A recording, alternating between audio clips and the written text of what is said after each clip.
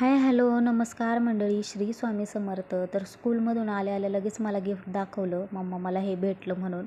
तर काल दत्त जयंतीनिमित्त आहे ना, पूजा वगैरे जेवण वगैरे ठेवतात आमच्या गावामध्ये. तर स्कूलच्या स्पेशली लहान मुलांना जेवण वगैरे देतात, त्या प्रसाद वगैरे. त्यामुळे तिला गिफ्ट भेटलं असेल ते. आणि त्यानंतर मग इथे मसाल्याची तयारी करायला घेतली, दुपारचं जेवण स्पेशली. मग इथे छान मी ना कारल्याची मसाला, तर मसाला फ्राय असं कारलं बनवायचं होतं मला. जास्त म्हणजे असं तिखट पण नाही, जास्त गोड पण नाही, जास्त कडू पण नाही. त्यामध्ये ना थोडंसं गूळ आणि साखर वगैरे टाकली ना, म्हणजे गूळ असेल तर गूळ टाकायचा किंवा साखर, दोन्हींपैकी एकच टाकायचं. छान त्याचं आहे ना चव आहे ना ती मेंटेन राहते आणि छान लागतं एकदम मस्त.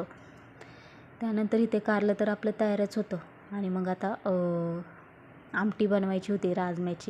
तर छान असं फ्रेश त्यांनी बाजारातून काल राजमा घेऊन आले होते. मग इथे छान असा मसाला आहे ना तेल सुटेपर्यंत मस्त आहे ना तेलामध्ये भाजून घेतला. आणि त्यानंतर मग इथे लगेचच राजमा टाकून घेतला. आणि स्पेशली ना गरम पाणी टाकायचं कोणतीही रस्सा भाजी बनवताना. मसाला जो म्हणजे ज्या भाजीत मसाला असतो ना त्या भाजीमध्ये एकदम छान असे ना चव देखील छान लागते गरम पाण्याने, आणि एकदम आहे ना टेस्टी लागतं.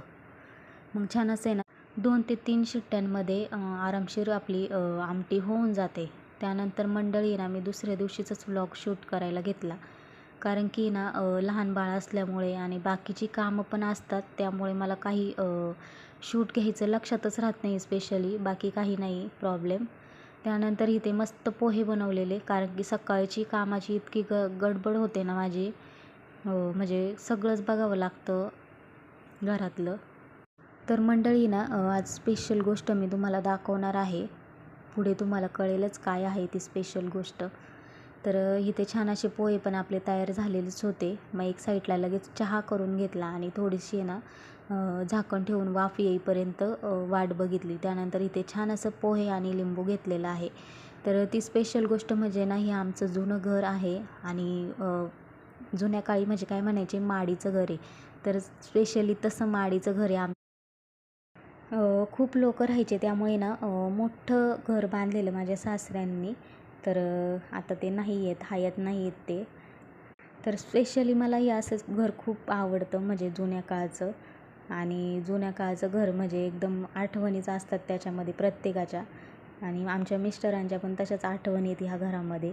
तर कसं वाटलं आमचं घर नक्कीच कमेंटमध्ये सांगायला विसरू नका. भेटूया नेक्स्ट व्हिडिओमध्ये. तोपर्यंत बाय.